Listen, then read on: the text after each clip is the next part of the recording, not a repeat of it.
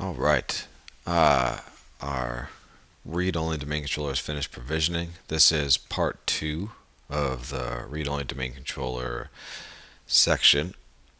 Part 1, we talked about what RODC is, the situation in which you'd use it, and we went through the process of installing the RODC role and promoting the read-only domain controller. You can see here in Active Directory under domain controllers, we've got RODC P1 as our read-only domain controller, all ready to go. I did a couple of minor configurations that I want to go over quick as we're getting ready to do a demo here. The first one I did under the GPO I have for remote desktop in this domain, I added a setting to disable network level authentication to RDP. If you're not familiar with what that is, that authenticates an RDP request from the client who's initiating the connection rather than connecting to the client and then authenticating on that end. And what that means is when I open an RDP connection, right now, if I were to sign in or connect to this computer here, enter credentials, and hit connect, it authenticates from the machine that I'm on right now first, and then it connects you to the client and then finishes that authentication. When you disable network level authentication, you connect to the client first, so I would connect to this RDC client, and then authentication would happen on the client end exclusively. So the reason I disabled this is because we're going to demonstrate what it looks like if you were to authenticate to a site that has a read-only domain controller when that site does not have connection to the rest of the domain. Because if it's got an active connection and it doesn't have the password replicated to the RODC, it doesn't matter because it's just going to authenticate against the different domain that exists in your primary data center, wherever that is. But if you cut that connection off, then any traffic that exists at that site is going to use the RODC instead for authentication requests. And if the password's pre-populated in the RODC, it'll work fine. If it's not going to work. But we want to make sure that those authentication requests are happening within that target subnet. So we want to disable that. And along the same train of thought, we also applied GPO to the server's OU. The server's OU has our demo device, which is RODC client on it. And what this GPO does is it disables any cached credentials on the server. That way, if I've logged into with a demo user on that server before, it's not going to cache those credentials. So when we do cut off that connection to the main DC, it's not just going to use a cache credential on the server you're connecting to because there are no cache credentials. It's going to force it to try and authenticate against the domain controller. So let's talk quick about the little demo environment I have set up here in the lab. Let me switch over to my Azure tenant real quick. I've got my resources here, and I'm going to look at the virtual network we have set up and the subnets. We have our primary subnet, the Active Directory domain controller is on. That's 10.0.0, and our 80 server is ADP1. And then we have a 10.0.1 subnet. That's what our management server is connected to.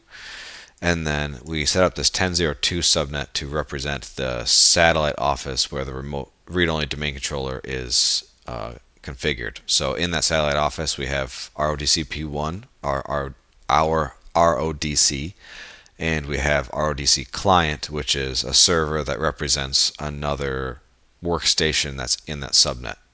So we're going to go through in the demo, we're going to cut off the network connection between the 10.0.2 subnet and our domain controller at 10.0.0 to simulate what it would be like, or what the behavior is going to be if that satellite office were to lose connection to our main data center. Let's go ahead and switch back to Azure, and we will do our demo here. So let's first talk about the password population on the RODC, or what passwords are allowed to be saved on that domain controller. That's controlled by two Active Directory groups. They're pretty straightforward. You have the denied RODC password replication and you have the allowed RODC password replication. These are pretty straightforward. If you remember this group, your account, the password for your user is not allowed to be stored on an RODC. Therefore, if that database is to be compromised, they're never going to lose those passwords because they're not stored on the database. Alternatively, the allowed RODC password replication group is the opposite. Those are users whose passwords are allowed to be cached on that DC for authentication requests, and subsequently their passwords that could be compromised if that database is compromised. But this group is only contains users that you specify. So it's assuming that this group only contains the users that work at that satellite office that might need to authenticate if the connection to the data center's gone down. The last thing we'll look at here is if I look at the RODC itself under domain controllers and I go to properties, you can see the configuration that's on that server.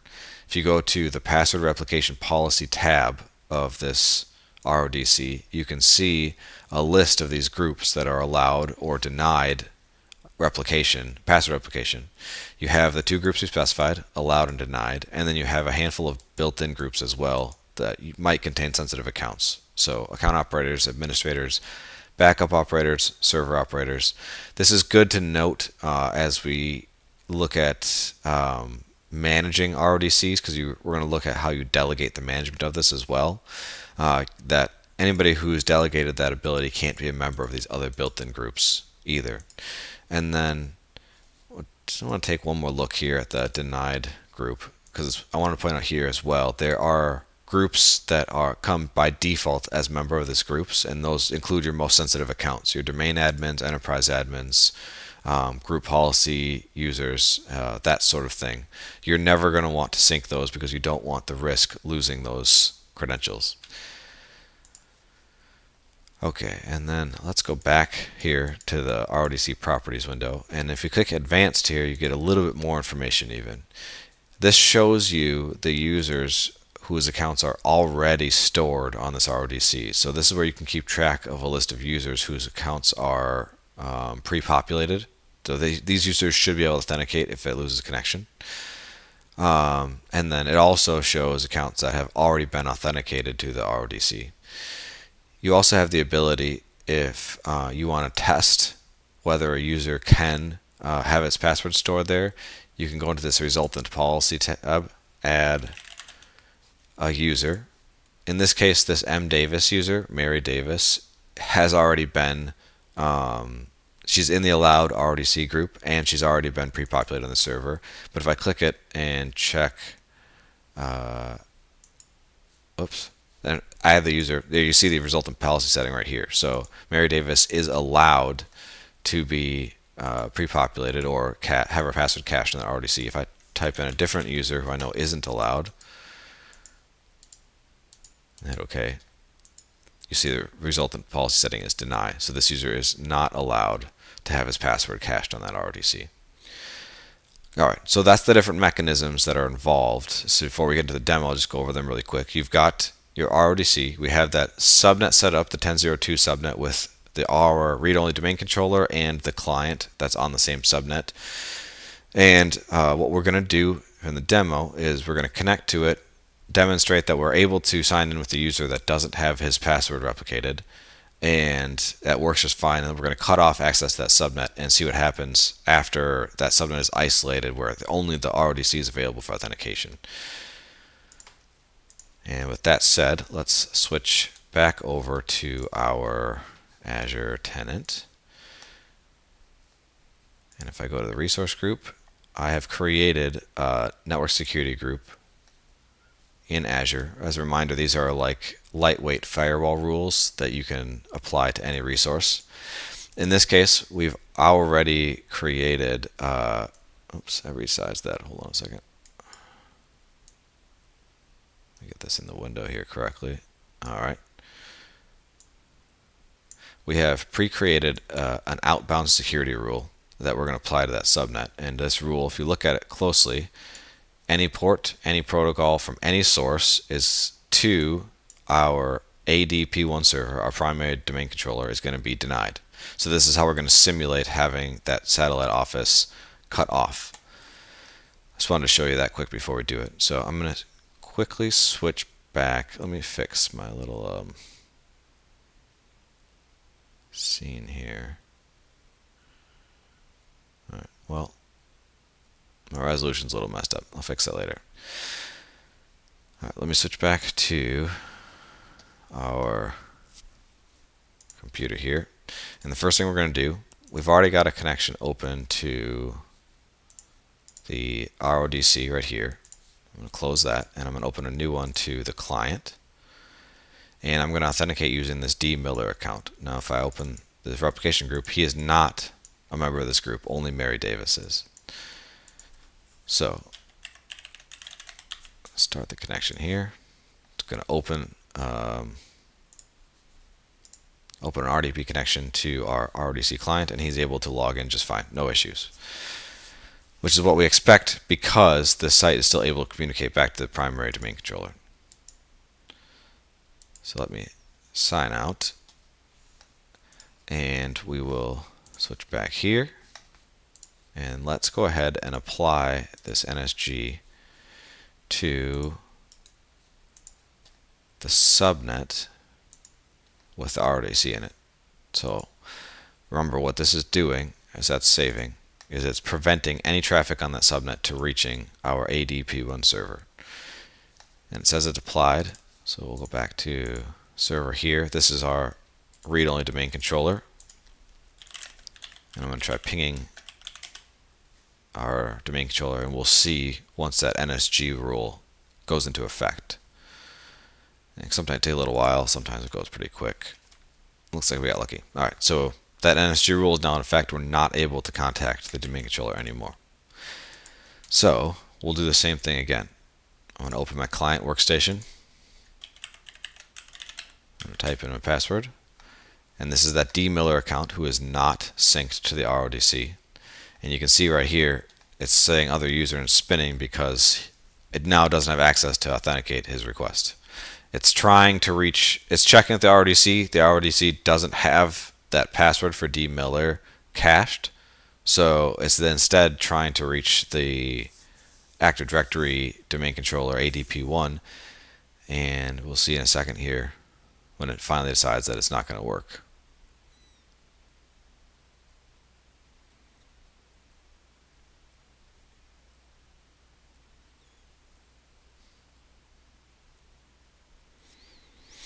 This always takes a minute. There we go. We can't sign you in with this credential because your domain isn't available. So that's saying ADP1 is not available. My credentials don't exist on RODC P1. Therefore, I can't authenticate and I can't connect to this account. So hit OK. We'll close that. Now we still have the connection closed to ADP1. But if I switch this to M. Davis, you can see right here she is a member of this group, and we know from looking at the properties of the server that she has been pre-populated, so her password is cached on the server. Hit OK. We'll go back here. We will use M. Davis.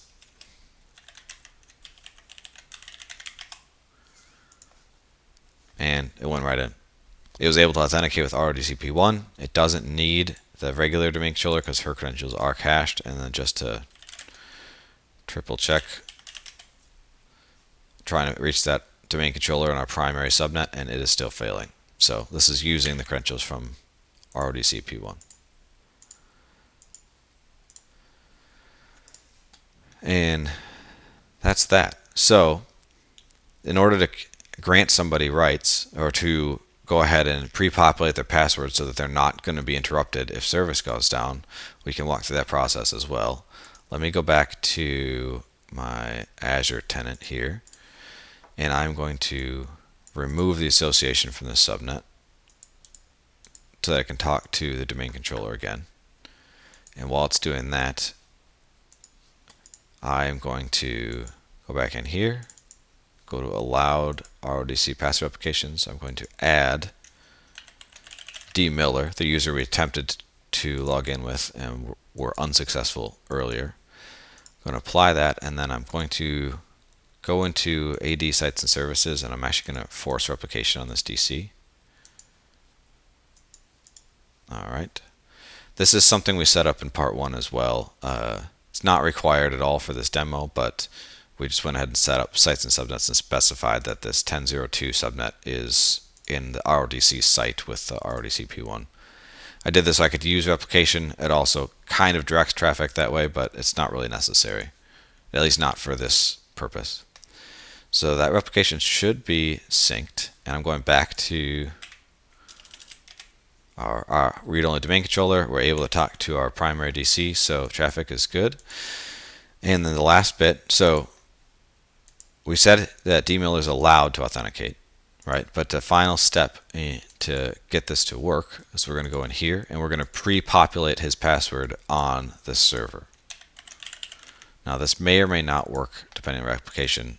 It was having a little bit of a delay earlier. So I want to point out this error message because this is something that I did not know, and it gave me a little trouble as I was prepping for this demo.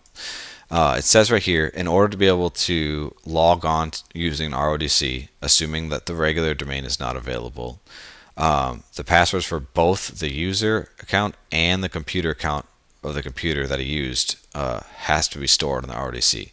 So you can't just add the user objects themselves to the RODC if you want them to be able to authenticate. You also have to add the computers that are located in that satellite office as well. Otherwise, if connectivity goes down and you can't authenticate to the regular domain controllers, you're only going to be able to log into workstations or computers that have had their passwords synced. Now, I'm going to go ahead and hit yes here to pre-populate him. We'll see if it works. Yeah. So I had this error earlier with the computer. I don't know if it's due to a delay or if there's something else going on, but I had this. I was also dealing with this when I was trying to add the RODC client workstation. You'll notice I added him here, and that's why we were able to log in with Mary Davis, because we were logging into that computer with that user when the connection was down. Now let's just go ahead and check resultant policy here. And this is saying it's denied, and I'm not exactly sure what I need to do to trigger this. We know he's in the group. Now this, I can only check users and computers. I can't check groups, but if I look at this right here, this group is allowed, and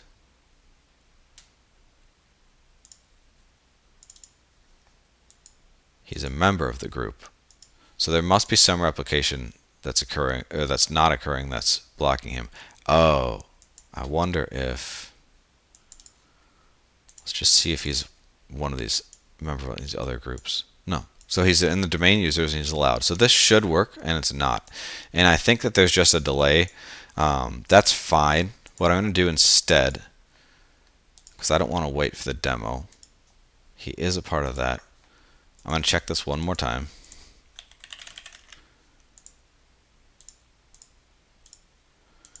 Okay, it's still denied. We're going to just go ahead and grant him direct permissions here. Allow passwords for DMailer. This is exactly the same as adding it to group. We're just configuring it directly on this RODC instead. So now he is allowed. I'm going to go back to advanced.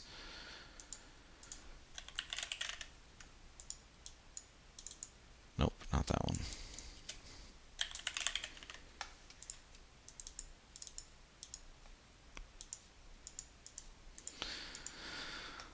This demo really does not want to work for me.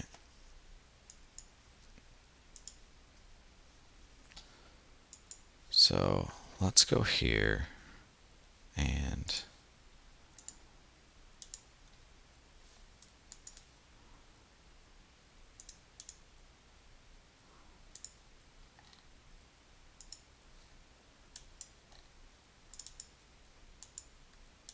see he's a member there.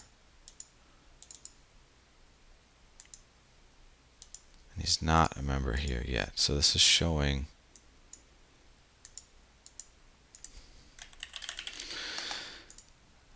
I'm just doing the same step on the RODC directly. Hopefully that way it skips the whatever replication delay there is.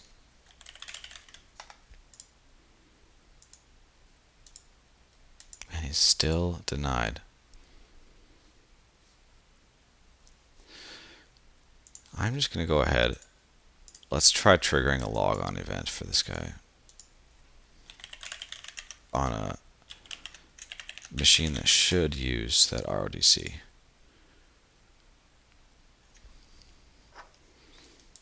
Alright. He has logged on. Sign out. Go back there. Now I should see him here. Yeah.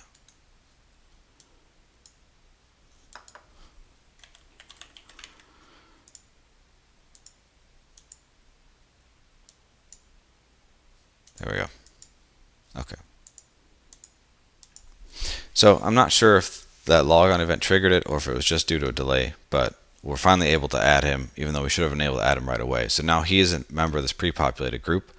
Let's go ahead and hit close, okay, and then restart that firewall rule. Apply this back to the subnet, hit OK. While that's applying,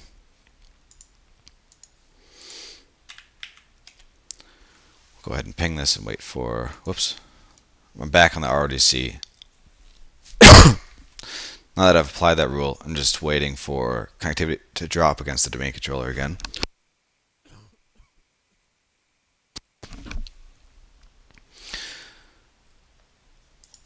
I think it just did. Yep. Okay. And we'll try that one more time. Connect to the client. Sorry, excuse me. And we're able to sign in. And once this logs in, I'll just triple confirm that we do not have domain connection. We do not. So this is using the cached credentials on the RODC. So there you go. That demo was not without its own share of problems. Obviously, there's some sort of replication delay between adding the user to those groups and being able to pre-populate them. So you have to probably work on that on your own. The other thing that I'm going to point out, going back to this little bit about the computer objects. Initially, I tried adding that computer to the allowed users group, and I was having the same problems. It kept showing deny. And now that I've seen this, we've gone through this in the demo, I'm wondering whether or not I can add that computer directly to the group rather than having it listed directly here. Actually, this answers my question. So I used to have him have that computer added to this group, and I removed it before starting the demo, and now it's not in there. So technically, that computer should not be able to cache it, but because it already was configured, I'm assuming it was already loaded in that database, and I don't see a way to unload it. So apparently be careful when you are syncing these, because if you add something, I'm not sure of a way to remove it. If I do find a way, I'll probably update the description in the video later. It doesn't matter for the sake of this demo, but to finish my point, I had tried adding the computer object to that same allowed RODC group, and I was still getting denied. And after working through it on the demo here with this David Miller account, I'm wondering if that was actually denied or whether I can actually use this group to allow computers to authenticate, and it's just a matter of waiting for that replication delay. Either way, that's the demo for syncing passwords. The very last thing that I was going to cover is managing how to delegate the management of an RODC, because it's assumed that you won't have any IT staff, or you might not have IT staff that have permissions to it. Also, your IT staff aren't going to have their passwords stored there most likely because they're sensitive. So Microsoft set up a way for you to delegate the responsibilities of doing some maintenance tasks on that RODC to someone who's at the office. In this case, we're going to use M. Davis. But if I try to connect to the read-only domain controller with M. Davis, let me sign on to this user quick. And I will reconnect to RODC P1. And let me attempt to use Mary Davis account. And I try to connect. And it's going to come back and tell me I'm not allowed because I don't have rights, because this is technically a domain controller, so she can't connect to this even if she has remote desktop rights granted to the rest of the computers via that RDP GPO that we configured. This is going to spin for a while and will eventually tell us that it's not going to work. While this is waiting to error out, let me show you how we actually get it configured. So, close these screens. If we go back into domain controllers, find our read-only domain controller, go to properties, and there's a managed by tab. Let's pause, look at this error. Connection was denied because the user account is not authorized for remote logon. That's expected. It's a domain controller and she's not a domain admin. She doesn't have permissions for this server. So we are going to remedy that right now. She is going to be our delegated admin for this RODC. So we will go ahead and change. We will add M. Davis. And you can see the properties of the user after you've added them. And then there's other information here too. I'm not really going to bother setting that, but all that's important here is under the Managed By tab for our RODC P1, we've added Mary Davis. Hit Apply, hit OK, and now let's reconnect with her account. I wonder if there's going to be a delay on this as well. Nope, connected right away. Okay, so that's what that Managed By tab is for. Now, if you're wondering why would we need to delegate the administration of this RODC to anybody, or what are the actual permissions they have, this is not granting them any Active Directory permissions. This is only granting them essentially the equivalent of a server operator built-in role. They're able to log in, do some basic file manipulation, and also patch and reboot the server. So primarily I think of this from the sake of, like, if there's a Windows update that needs to be installed, you can delegate someone in the office to connect and install that Windows updates. It's also useful if you were trying to troubleshoot because your network connectivity went down and you needed someone to have access to a DC.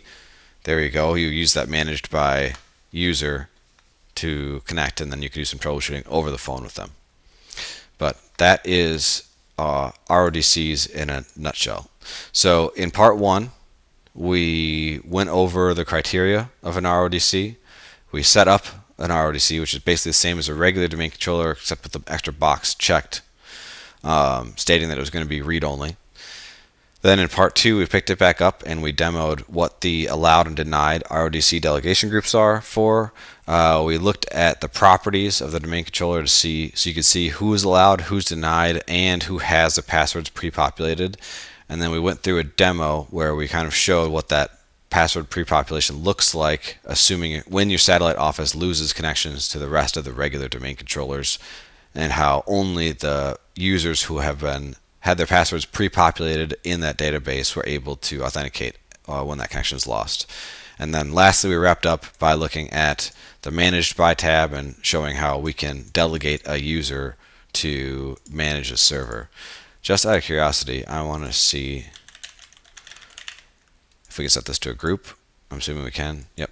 Yeah. So you can use a user, or you can specify a group of users if you want for the delegated management. That's fine. And that is RODC management in a nutshell.